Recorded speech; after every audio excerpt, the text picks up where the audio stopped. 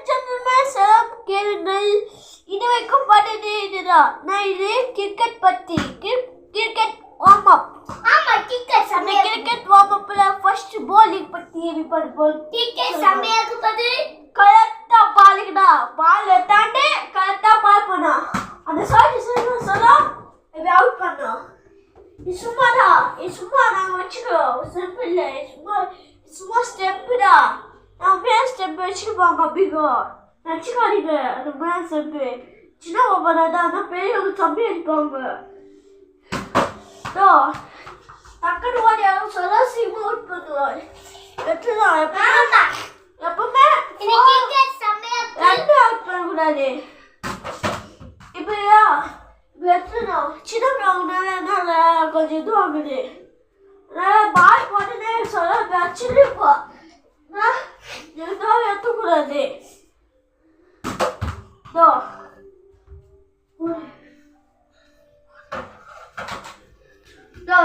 சொல்ல நீ என்ன பண்ணீங்கன்னா அவுட் பண்ணிட்ட. அவுட் இல்லை அப்படின்னா சரி நெக்ஸ்ட் பால் போடுற. இப்போ சொல்ல பண்ணுவாங்க. எப்படி வேணா பண்ணுவாங்க.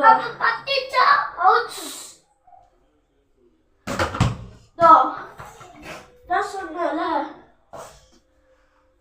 இப்படிடா பால் பண்ணும். இப்படி கையை வச்சுக்கணும்னா இப்படி வச்சுக்கிட்டு இப்படி ரன்னிங் பண்ணு, இப்படி ஜம்ப் பண்ணி இப்படி பால் போடணும். பாலை தான் அப்போ பால் போடுவாங்க. அதே இருக்கணும் எத்தணும் சரிங்களா. பால் போட போவாங்க. அவுட் பண்ணா அவுட். அது மாதிரிதான் இப்போ போலிங் வார்ம் அப்பு. இதான் வார்ம் அப்பு.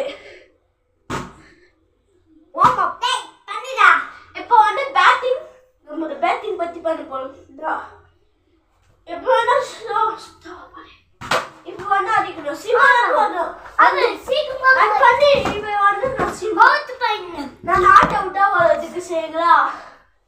அப்பே அடிக்கணும். அப்பே பச்சா அவுட். 4 வந்து பாத்தீங்களா. அப்பே அது மாதிரி தான் பண்ணுது. அப்பே விடுங்க. இப்போ அடிக்கணும் சரிங்களா.